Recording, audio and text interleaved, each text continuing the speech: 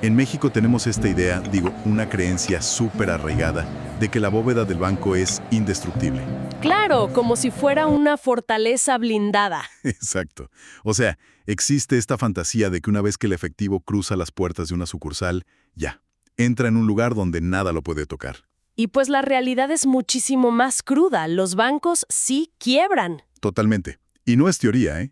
Cibanco cayó hace apenas 6 meses, en octubre de 2025. Y lo más alarmante es que al revisar los números del instituto gubernamental que supuestamente protege esos ahorros, pues los datos revelan otra cosa. ¿Una descapitalización masiva, digamos? Sí, una quiebra técnica sostenida literal con alfileres. Fíjate que por eso hoy traemos a la mesa una radiografía fascinante. Esta inmersión a fondo se basa directamente en reportes financieros oficiales.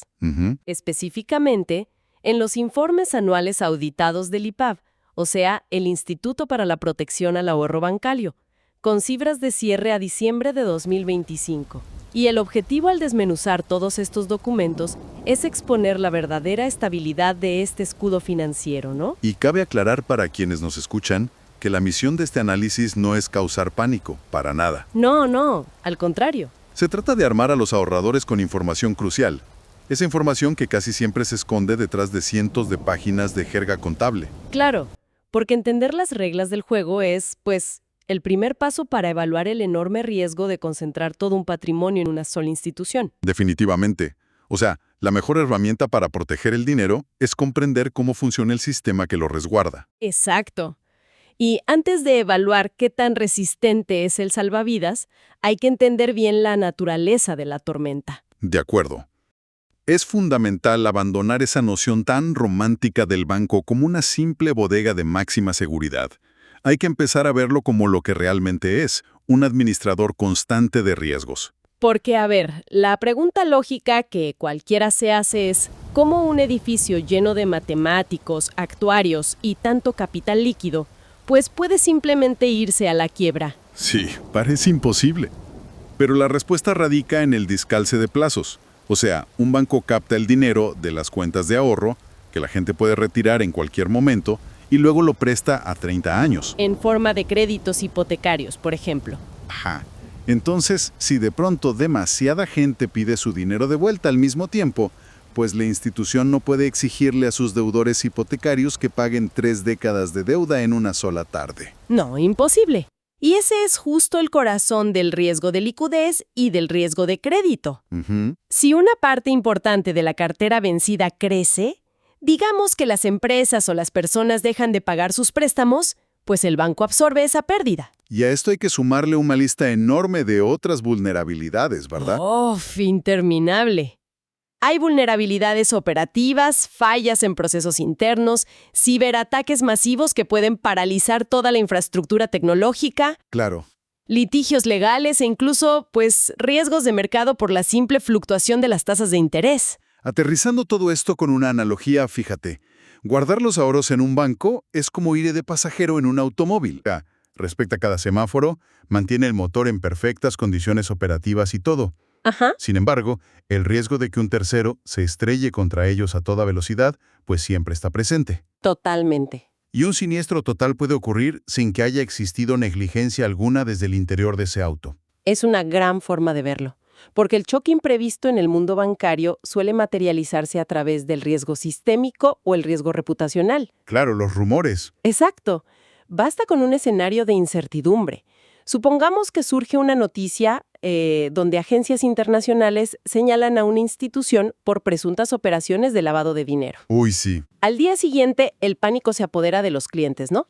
Se forman filas interminables para retirar los fondos. Todos queriendo sacar su efectivo. Sí, y obviamente la captación de nuevos clientes se congela a cero. Nadie abre cuentas ahí.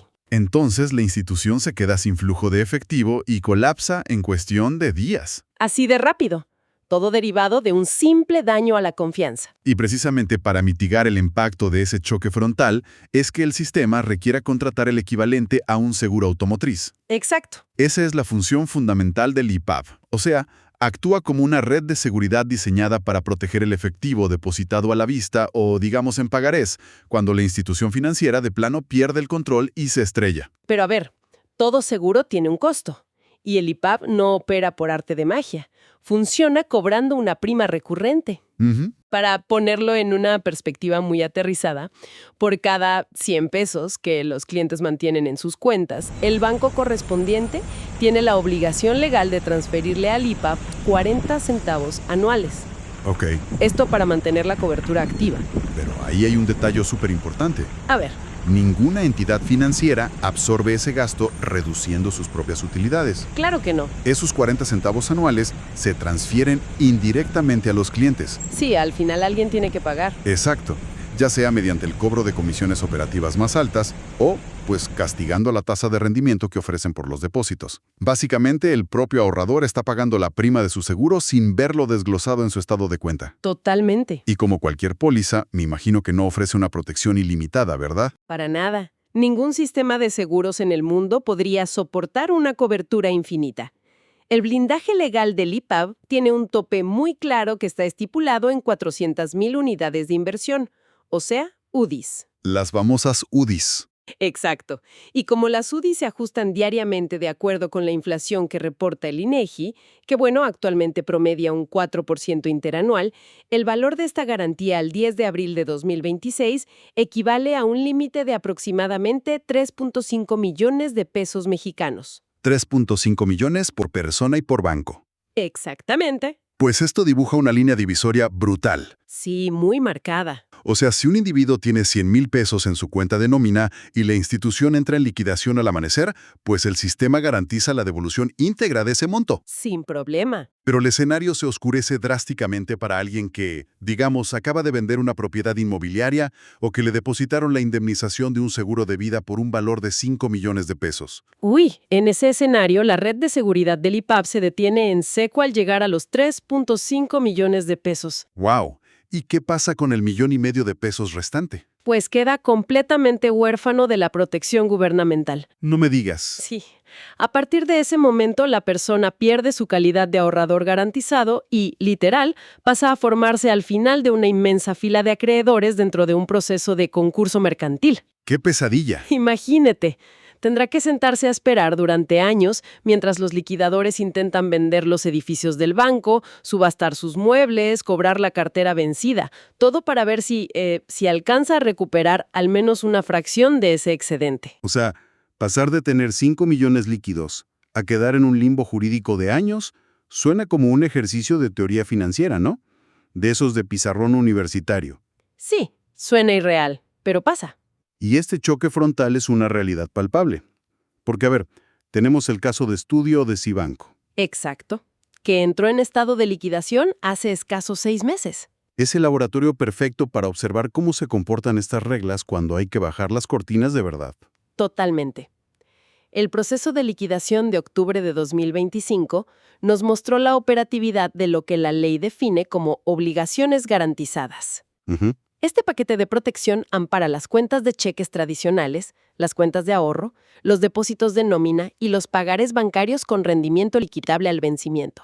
Ok, eso es lo que sí entra. Y fíjate que incluso asegura que se cubran los intereses generados por esos instrumentos hasta el corte del día hábil anterior a la declaratoria de liquidación, que en este caso fue el 9 de octubre. Ok, pero sabiendo lo que sí entra bajo el paraguas, creo que es súper crítico subrayar las exclusiones. Uy, sí, vital. Porque representan verdaderas trampas mortales para la planificación financiera de cualquiera. Una situación sumamente común es que un cliente se siente en el escritorio de un asesor financiero adentro de la sucursal bancaria Ajá. y adquiere un producto sofisticado, asumiendo ciegamente que, como está entre las paredes del banco, pues la protección del IPAB se extiende a cualquier documento que le impriman ahí. Y ese es un error de percepción que destruye patrimonios enteros. Completamente. Las exclusiones del IPAB son tajantes, o sea, irrevocables. El instituto no cubre inversiones en sociedades de inversión o fondos mutuos. ¡Wow! Tampoco protege el dinero colocado en aseguradoras, cajas de ahorro, sociedades financieras populares o casas de bolsa. Ni aunque lo hayas contratado ahí mismo en la sucursal. Exacto. Desde el punto de vista legal, cuando se compra un fondo de inversión, el banco actúa únicamente como un canal de distribución, digamos, un intermediario de activos que viven fuera de su balance principal. ¿Ya? Por ende, todos esos recursos quedan totalmente excluidos del seguro de depósitos. Es un balde de agua fría, para quienes buscan mejores rendimientos creyendo que mantienen el riesgo en cero. Sí, es un despertar muy rudo. Ahora, en el momento del colapso logístico, me imagino que surge el pánico de la recolección. O sea, cierran las sucursales, los cajeros automáticos se apagan, las aplicaciones móviles marcan error. Caos total. La reacción instintiva de la gente sería buscar en Google una oficina gubernamental del IPAB para ir a formarse con el contrato en mano, exigiendo el pago de sus ahorros. Que el IPAB no cuenta con ninguna ventanilla de atención al público ni emite cheques físicos en ninguna oficina. Ok, buen dato. Toda la maquinaria de reembolso opera mediante una estructura estrictamente digital. Esto es para mitigar la corrupción y el caos, ¿no? Tras el anuncio oficial de la liquidación, se despliega un portal de pagos en Internet, bajo un dominio oficial del gobierno federal. Lo cual me imagino que exige una precisión milimétrica por parte del usuario afectado. Absolutamente. El nivel de autenticación es altísimo.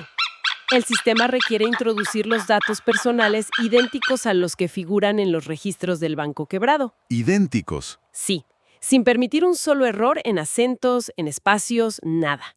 Y además existe un candado fundamental.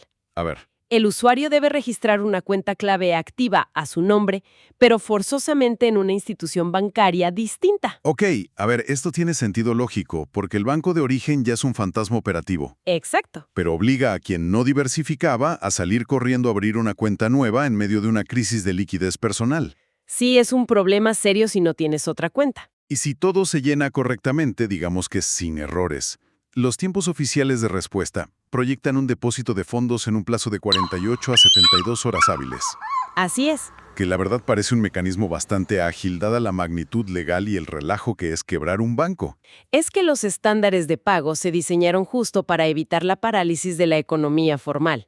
Se trata de asegurar que la gente pueda seguir comprando su despensa, pagando los servicios básicos, la luz, el agua. Claro, y esto nos lleva a un dilema súper contraintuitivo que siempre ronda este tipo de crisis. ¿Cuál? Pues mira, si la institución financiera colapsa, quiebra, y sus dueños pierden el control, sería muy natural que la gente que mantiene hipotecas, créditos automotrices o deudas de tarjeta de crédito con esa entidad, pues piense que sus obligaciones financieras se esfumaron en el aire junto con el banco. Uy, no. Asumir que las deudas desaparecen por la quiebra del acreedor es, una de las falacias financieras más destructivas que existen. Definitivamente. La maquinaria de liquidación exige que los pagos de los créditos se mantengan de forma sagrada. El banco quebrado necesita cada centavo de esa cartera vencida. Porque, esos préstamos son activos que se van a empaquetar y se van a subastar a otros bancos. Todo para lograr pagarles a los acreedores mayoritarios. Claro, no es dinero perdido. Para nada. Dejar de pagar la hipoteca bajo la excusa de la quiebra pues va a arruinar de forma inmediata el historial en el buró de crédito de esa persona. Y eso le cierra las puertas de todo el sistema financiero. Como dicen, el cobro nunca muere, simplemente cambia de dueño. Exactamente. Y bueno, toda esta arquitectura operativa pinta un IPAB con una maquinaria muy bien aceitada, ¿no? Lista para salir al rescate rápido de los depositantes. En papel, sí. Porque este proceso de dispersar miles de millones de pesos en menos de 3 días exige una liquidez brutal. Brutal, sí. Pero al dejar de mirar la logística de los pagos, y si empezamos a revisar los bolsillos del propio rescatista, los números nos cuentan una historia completamente distinta. Y francamente desoladora. Sí, la verdad es que la auditoría a los estados financieros del Instituto a diciembre de 2025 desmorona por completo cualquier imagen de solidez inquebrantable. Totalmente. Los documentos oficiales registran un panorama que en el sector privado, detonaría alarmas inmediatas de liquidación. Vamos a los datos fríos de sus reportes oficiales. Adelante. Al cierre del año 2025, el IPAB presenta un rubro de capital contable negativo que asciende a menos 52,000 millones de pesos. Una locura. Y el estado de resultados anual es igual de preocupante, porque reporta una pérdida neta superior a los 7,437 millones de pesos, tan solo a lo largo del ejercicio de 2025. Es que las matemáticas son implacables. Los activos consolidados del instituto son insuficientes para cubrir sus propios pasivos acumulados.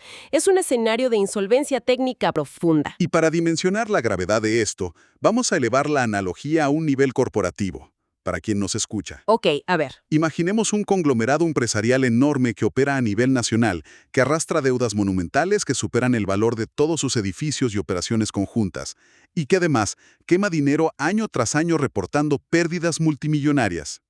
Suena a una empresa en ruinas. Exacto. Si esa corporación tocara la puerta de los mercados financieros buscando financiamiento, nadie le extendería un cheque. Nadie en su sano juicio. La clasificarían como un muerto viviente, una empresa sostenida únicamente por respiración artificial. Entonces, ¿cómo es que la entidad encargada de ser la fortaleza del ahorro nacional se encuentra atrapada en este hoyo negro financiero? Esa es la gran pregunta. Y la respuesta requiere retroceder en la historia económica de México más de un cuarto de siglo, hasta la famosa crisis de 1994. Uy, sí, el 94. Todo converge en una sola entidad que marcó a toda una generación. El Fondo Bancario de Protección al Ahorro, conocido por todos como el FOBAPROA. Claro, el FOBAPROA. Durante esa crisis sistémica, las tasas de interés se dispararon por encima del 100%. La gente de plano dejó de pagar sus créditos en masa y los bancos colapsaron bajo el peso de una cartera vencida impagable. Y fue entonces cuando el gobierno intervino, absorbiendo esa cartera tóxica, pues para evitar la desintegración total del país, ¿no? Así es, y el costo de esa maniobra fue estratosférico. El gobierno emitió pagarés a largo plazo para cubrir los agujeros de los bancos. Una deuda que, ojo, generaba intereses sobre intereses. ¡Wow! Cuando el IPAB fue creado para reemplazar al FOBAPROA, no nació de cero. Nació heredando todo este pasivo tóxico monumental. Ya. Durante 26 años, el instituto ha estado intentando pagar esta hipoteca histórica. Pero la dinámica de los intereses ha convertido la labor en algo titánico. Al corte de los estados financieros de finales de 2025, los pasivos totales del IPAB superan la inimaginable cifra de 1.228.000 millones de pesos. Es que, a ver, estamos hablando de más de 1 millón de millones de pesos. Sí, es ridículo. Es una losa que de verdad desafía la comprensión básica de cualquiera. Con este nivel de capital negativo, con pérdidas anuales y una mochila de pasivos que pesa 1 billón de pesos, resulta incomprensible que el instituto pueda mantener sus operaciones. Debería estar quebrado. Sin embargo, entidades calificadoras internacionales súper prestigiadas, como Standard & Poor's, Fitch, Moody's, siguen otorgándole calificaciones crediticias sumamente altas. Hay una disonancia cognitiva aquí muy fuerte. ¿Sí? Y esa contradicción se explica solo si entendemos qué están evaluando realmente esas agencias. A ver. Las calificadoras leen la quiebra técnica en el balance general, sí, pero le otorgan una nota de grado de inversión por el concepto de respaldo soberano. Ah, claro. Saben perfectamente que el IPAB no es un negocio rentable, pero reconocen que el gobierno federal mexicano nunca permitiría su insolvencia. Porque si cae el IPAB, cae todo. Exactamente. Eso desencadenaría un colapso en la confianza de toda la banca del país. El mercado le sigue prestando dinero al instituto bajo la firme premisa de que toda la base tributaria del país funciona como su aval en última instancia. Nosotros.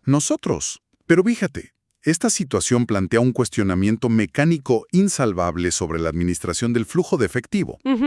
Si el IPAB arrastra una deuda superior al billón de pesos que demanda pagos de intereses implacables cada mes, y a la vez tiene la obligación de acumular efectivo para salir al rescate cuando un banco cae en la actualidad, pues ¿cómo demonios se divide el dinero de esas primas que cobran mensualmente? Es que las matemáticas sugieren que no puede alcanzar para ambas cosas. ¿No da? Y esa deducción nos lleva justo al núcleo del problema estructural. Existe un mandato muy estricto sobre cómo se debe distribuir el flujo de efectivo que entra al instituto. Ajá. Es una política que opera bajo una proporción de 75 a 25. A ver, retomemos el dato de los 40 centavos mensuales que recauda el sistema por cada 100 pesos de los ahorradores. ¿Hacia dónde se canalizan exactamente? Pues mira, la gran mayoría de esa recaudación se drena directamente hacia el pasado. Al FOBAPROA. Exacto. El 75% de los ingresos por cuotas se etiqueta inmediatamente para el pago de los intereses y el refinanciamiento de esa deuda colosal heredada del rescate bancario de los 90s. ¡Wow! 3/4 partes de la recaudación moderna se evaporan simplemente para mantener bajo control la presión de los pasivos históricos. Lo cual deja un margen, sumamente estrecho para enfrentar los desastres del presente, ¿no? Apenas. Solo el 25% restante es lo que la legislación permite destinar a la creación del verdadero Fondo de Protección al Ahorro Bancario. Ya. Esta alcancía, que está blindada y no puede usarse para pagar deuda del FOBAPROA, es el único colchón de liquidez real disponible para afrontar una quiebra bancaria contemporánea. ¿Y de cuánto estamos hablando? Según los estados financieros dictaminados al cierre de 2025, el saldo acumulado en este fondo exclusivo asciende a 121.435 millones de pesos. 121,000 millones de pesos. O sea, suena un número colosal. Suena gigantesco. A simple vista, claro, genera una falsa sensación de que habría capital de sobra para resolver cualquier eventualidad. Pero aquí es donde la lectura detallada de los documentos revela una fractura gigantesca en el discurso de seguridad que nos venden. Totalmente. En el capítulo 6 del propio informe anual del IPAB, digo específicamente en la página 109, para quien quiera buscarlo, existe un apartado dedicado a evaluar la suficiencia del nivel de cobertura. Y ese párrafo contiene, fíjate, una de las admisiones más críticas de todo el documento oficial. El texto reconoce abiertamente que estos 121,000 millones de pesos proporcionan una liquidez suficiente para absorber un choque financiero extremo donde colapsen de forma simultánea hasta 34 bancos. Ajá. Pero el detalle vital es que añade un adjetivo calificativo muy específico. Sí, 34 bancos pequeños y medianos. Pequeños y medianos. Y la distinción del tamaño no es un accidente de redacción, ¿eh? Es una advertencia matemática pura y dura. Es una confesión de vulnerabilidad.